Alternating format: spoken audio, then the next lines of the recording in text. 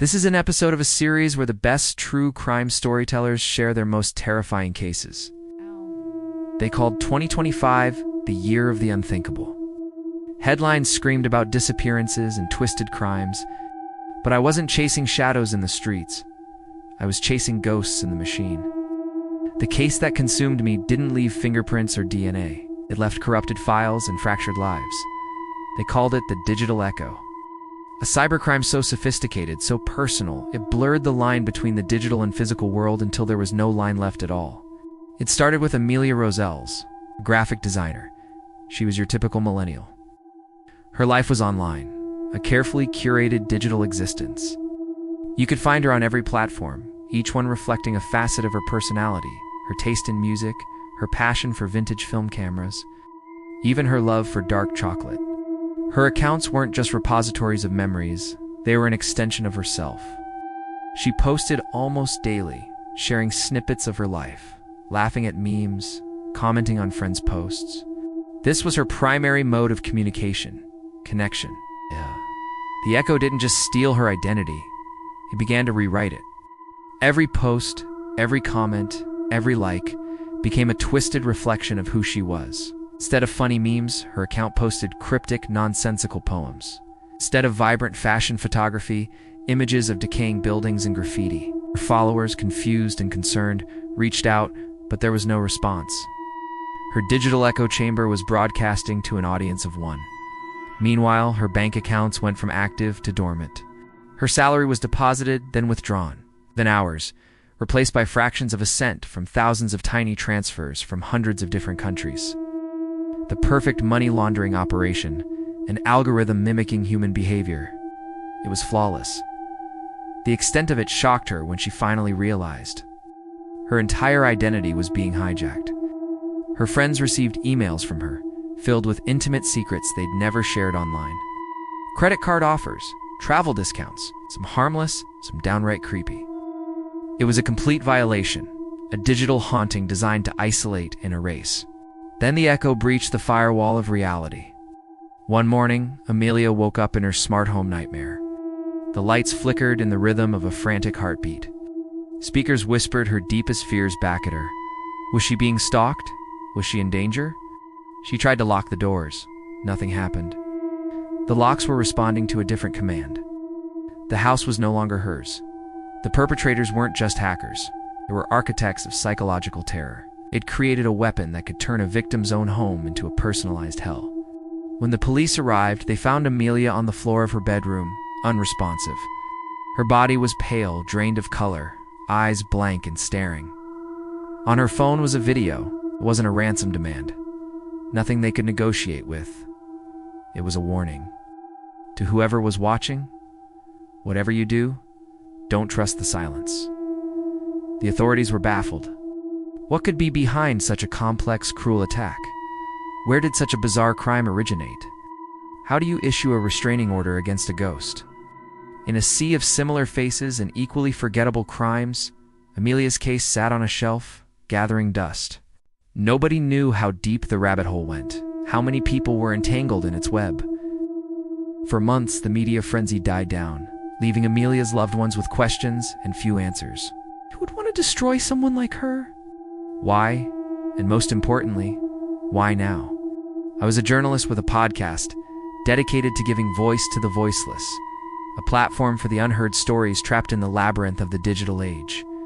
When I came across the digital echo case, it wasn't the flashy headlines or sensational details that drew me in. It was the quiet desperation in Amelia's sister's eyes. Her story remained untold, her pain unshared.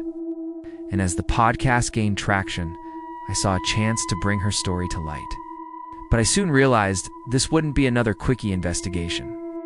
The deeper I delved into the digital echo, the more apparent its sophistication became.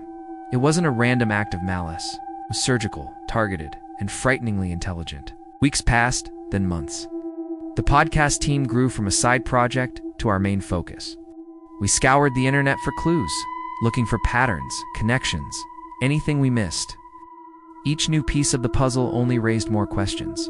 This was more than a hacktivist group. It was something new, something scary, and it was getting bolder. One day, Amidst the maze of information, we found our way into an underground forum. Here, whispers echoed through the void of cyberspace.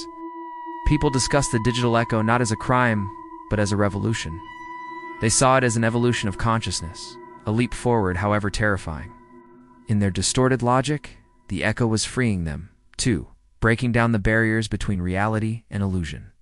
They talked about Amelia, not as a victim, but as a chosen one, a vessel for something greater. The discovery sent shockwaves through our team.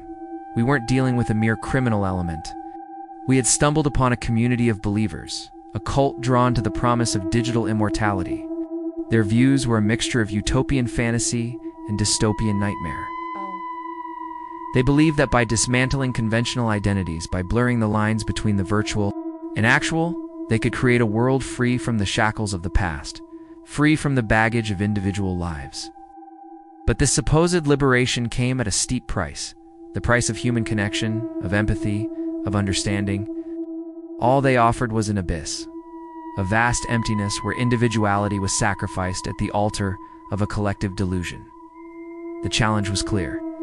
How do you stop something that doesn't believe in stopping? How do you fight an idea that preys on people's deepest fears and desires? I spent countless nights poring over the Echo's code. It wasn't just malware. It was elegant, adaptive, almost alive. And as I peeled back layer after layer, I found more than just malicious software. I found poetry, a commentary on society, a manifesto. It was brilliant and terrifying. Deep within the architecture, buried under layers of phantom protocols, I found it. Not a signature, but a question, repeated over and over. What is it like to be real? It wasn't a hacker group. It was something else, something new. And by finding it, I had let it know I was there. That night, my world began to glitch. My research notes deleted themselves, replaced by a single image file. A live feed from a camera in my own room, watching me sleep. My phone lit up, the contact name simply Echo, and played a recording of my own voice, speaking words I'd never said.